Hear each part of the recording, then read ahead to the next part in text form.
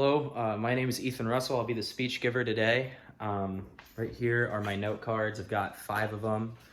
And here is my visual aid. It's just some cheap weights. Here are the audience members. If you guys could introduce yourselves. I'm Connor. I'm Jamie. I'm Maddie. I'm Christina. Arlie. All right.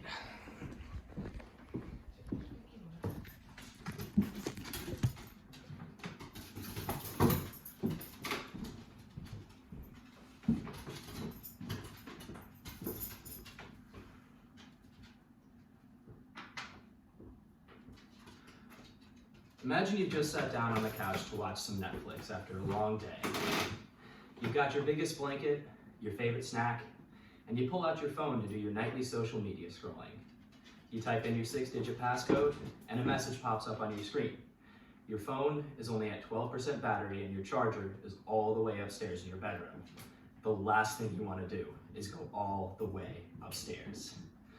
While the requirement of effort can never go away, the struggle of daily things like going upstairs can be eased with one simple fix: get stronger. The Gale Encyclopedia of Fitness describes weight training as a series of exercises intended to strengthen muscles and increase muscle mass. Getting stronger will help with many daily tasks like climbing upstairs and make it a piece of cake. I first experienced this effect myself when I started weight training almost 5 years ago. Strength training has been a part of my life since then, so much so that I have frequently considered pursuing a career in fitness to the extent of getting my personal training certificate and working full-time at a gym. Having spent countless hours watching videos and scanning the internet for the best information on this specific type of exercise, I have become well-versed in the subject. I'm here today to explain to you why weightlifting is something everybody should do. In terms of longevity, muscle mass contributes toward good bone health. In terms of now, being stronger can make many daily tasks easier on the individual. Finally, and perhaps most importantly, weightlifting has been shown to help with people cope with mental health issues. I'll start by talking about the way weight training affects bone health. Bone health gets more concerning as you get older. Think about it. How many elderly family members do you know that have fallen and broken a hip or fractured a knee? The Gale Encyclopedia of Fitness has a chapter on the skeletal system, which tells us this is most likely due to osteoporosis, a disease affecting more than half of people over the age of 75, which causes bone mass to be lost and for them to become brittle and weak. For women, they start to develop the disease after menopause. For men, they generally start to catch up on bone loss by age 65 to 70.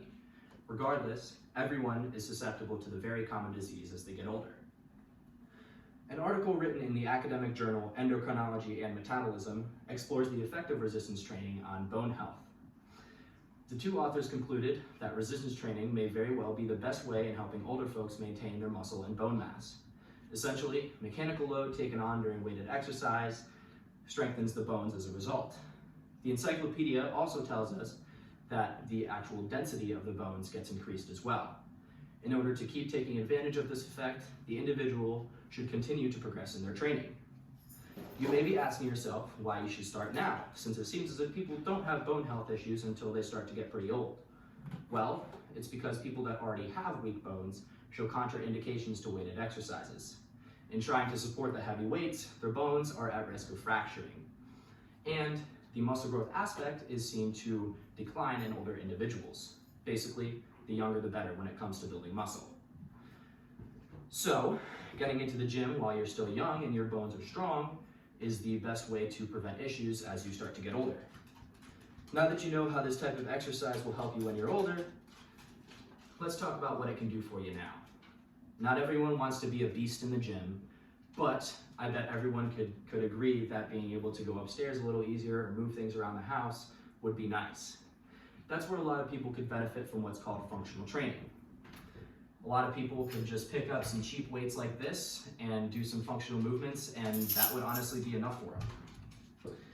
However, the Gale Encyclopedia of Fitness describes functional training as a series of exercises to improve the individual's activities of daily living, or ADLs. Functional training is normally utilized to help someone after a surgery or injury, but it can be beneficial for anyone. Those who employ this training technique can expect to see better joint stability, balance, and ability to perform ADLs. Harvard Health has a page which promotes strengthening your core.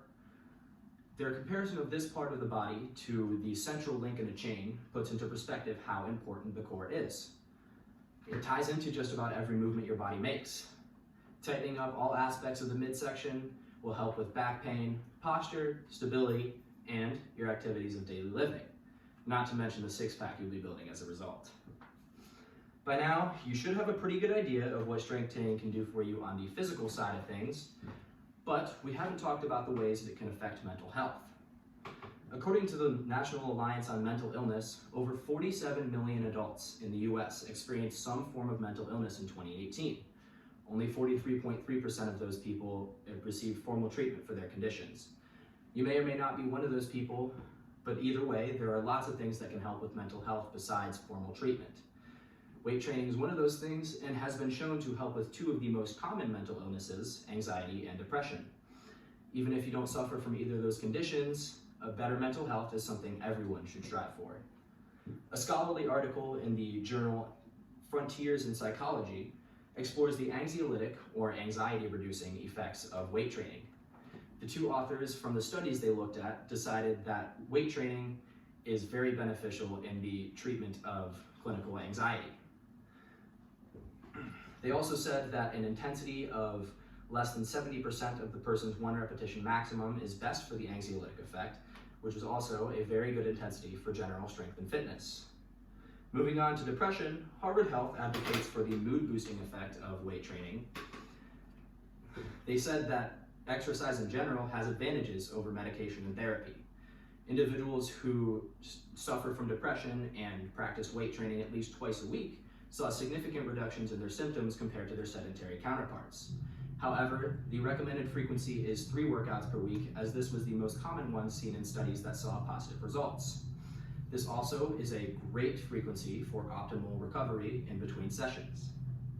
So, we've learned that weightlifting will help protect your bones as you get older, make the physical aspects of your life quite a bit easier, and contribute toward better mental health. In short, by regularly participating in weight training, you are likely to see all 3 of these benefits. On top of that, there's always the result of a better looking and more capable body. As far as I see it, when using proper safety precautions like good form and a spotter or partner for personal records, weight training is one of the most valuable resources any person with a working body has at their disposal. Mark Ripto, a strength training coach and author, sums it up pretty well in one of his quotes. Strong people are harder to kill than weak people and more useful in general. Thank you.